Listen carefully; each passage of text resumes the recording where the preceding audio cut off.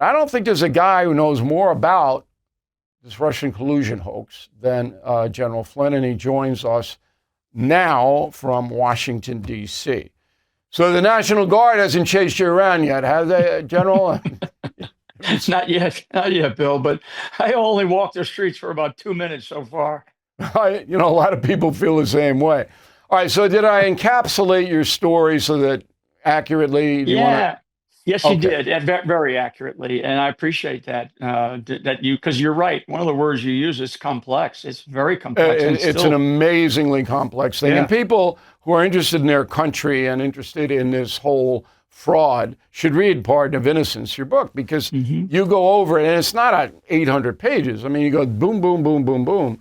And of course, Right, we verify everything you wrote. We're not putting you on here as, some kind of guy. We check it all out. right. So what I'm interested in with you is going forward. I feel that there are a number of people in legal trouble right now. Let's take them one by one. The first one is John Brennan, all right, the former CIA chief under Obama, 4 years. You know him well. You worked with him Hmm. well. Do you see him in any legal jeopardy here? And if so, how? Yeah, I do. I think of all of the characters that are surrounding Russiagate and this conspiracy to basically undermine the country, I think he's probably the one that is at most legal risk. And yeah, I'm not a legal scholar here, Bill, but I would tell you that I think that there's enough evidence and enough times where Brennan said things under oath that were not true, and so he's at risk there. And I think that's where the Department of Justice is going to hone in All on. right, the And perjury, so, so I, I the think I think he's the perjury most. stuff. I think he's the guy that's at most risk. Do you believe that Brennan, in his position as head of the CIA, was trying to help Hillary Clinton here? What was his motivation to deceive in the Russian collusion hoax? What motivated him? Yeah, I think what motivated him, and it goes back to a whole series of presentations to Obama, because Obama is part of this, but I don't think we're going to see anything happen to Obama.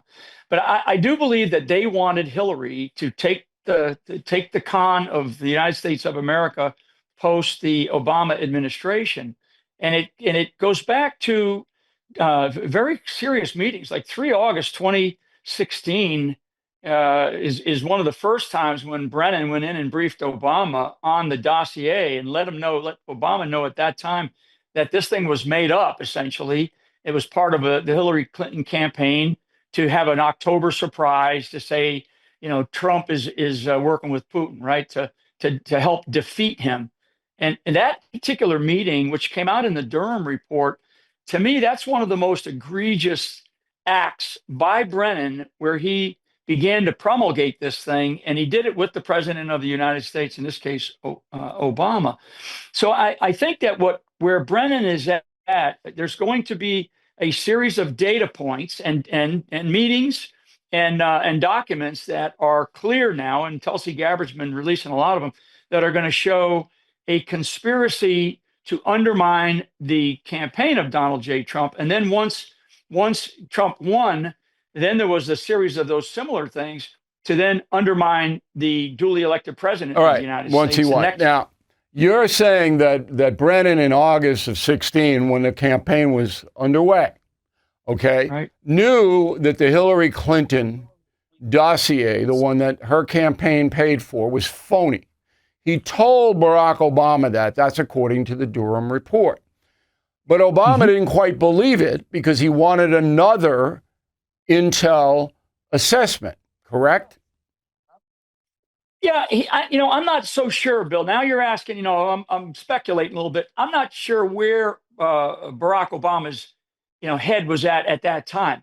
He might have had other information. He may have known that it was going on, or whatever he and Brendan talked about, mano y mano in the Oval Office in that meeting.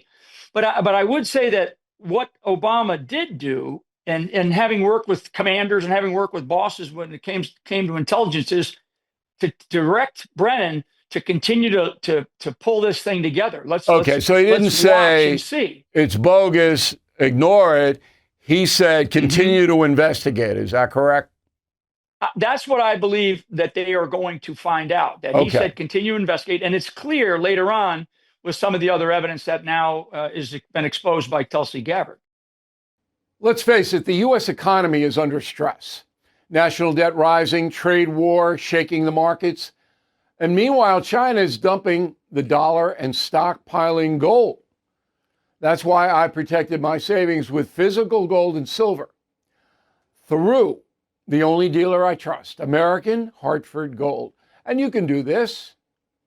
Get precious metals delivered to your door or place in a tax-advantaged gold IRA. They'll even help you roll over your existing IRA or 401k, tax and penalty free. With billions in precious metals delivered, thousands of five-star reviews, and an A+ from the Better Business Bureau, you can trust American Hartford Gold as I do. Please call 866-501-5201 or text BILL to 65532. Again, that's 866-501-5201 or text BILL to 65532. Thank you for watching. To view full episodes of the No Spin News anytime, sign up to become a BillO'Reilly.com premium or concierge member today.